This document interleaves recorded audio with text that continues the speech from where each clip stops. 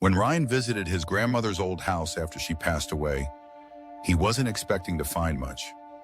But in the attic, buried beneath boxes of dusty memories, he found the tape, a worn-out VHS with no label. "Weird," he murmured, holding it up to the dim light.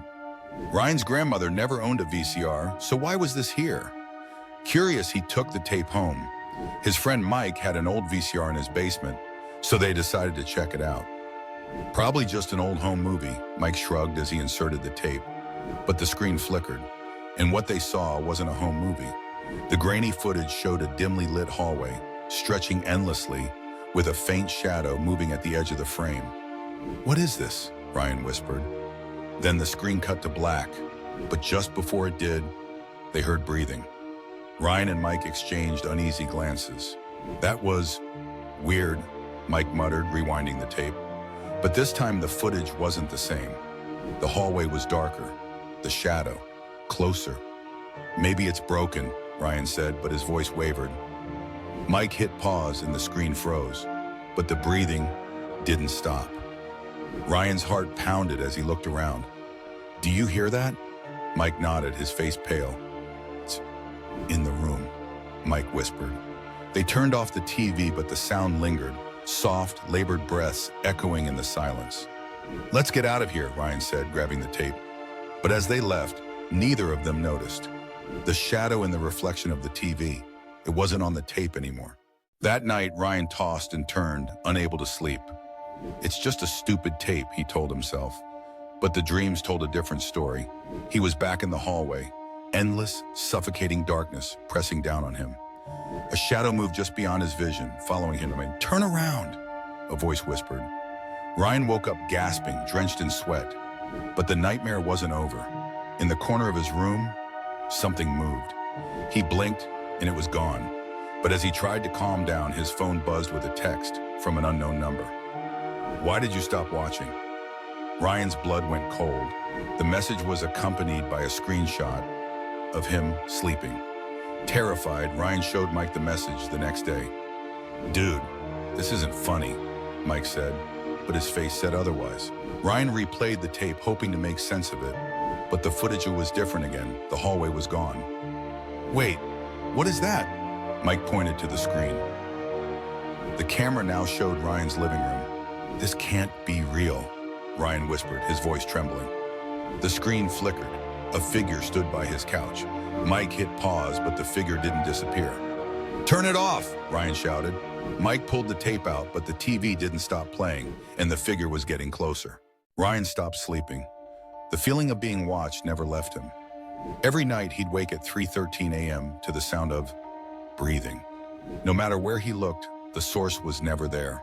One night he placed the tape back in the VCR, hoping to destroy it. But as the footage played, something new appeared. His bedroom. The camera panned slowly, capturing every inch, until it stopped at his bed. "I'm here," a voice whispered from the TV. Ryan turned around, heart pounding, and the breathing was right behind him. Ryan couldn't take it anymore. "We need to get rid of it," he told Mike. They decided to burn the tape. That night, they drove to an abandoned lot and threw it into the fire. "It's over," Mike sighed as the flames consumed it. But as the tape melted, Ryan heard it. "You can't get rid of me." The wind howled as the fire died out unnaturally fast. "Did you hear that?" Ryan asked, voice shaking. Mike's eyes widened. "Look behind you." Ryan turned. The shadow was standing right there. The shadow followed them. No matter where Ryan went, he felt its presence. It lingered in mirrors, reflected in glass, and sometimes it whispered his name. Ryan's paranoia grew. He started sleeping with the lights on, but the breathing continued. "We destroyed the tape," Mike reminded him, but deep down they both knew it wasn't enough. "We have to go back," Ryan said. "Back where?" Mike asked, confused. Ryan's eyes darkened. "To where it started." They had to return to his grandmother's house. Ryan and Mike returned to the old house, the air heavy with silence. "It's still here," Ryan murmured, his skin crawling. They climbed into the attic where the tape had been. "What are we looking for?" Mike asked. "Answers." Ryan sifted through old boxes, but his hands froze when he found another tape. It looked identical to the first. "No way," Mike whispered. Ryan's hands trembled as he turned it over, but this time, it had a label. "Don't watch." "We can't play it," Mike said, backing away. But Ryan couldn't resist. He inserted the tape into the VCR. The footage was clearer this time. It showed him and Mike in the attic, but they weren't alone. "What the hell?" Mike whispered. A shadow moved in the corner of the screen. "That's us. Right now," Ryan whispered, his voice shaking. Suddenly the screen flickered, and the shadow turned toward the camera. It raised its hand and pointed. "It's coming!" Ryan and Mike froze. "Turn it off!" Mike shouted, but the screen wouldn't go dark. The shadow on the tape stepped closer. "It's getting out," Ryan whispered, backing away. The shadow's hand pressed against the screen.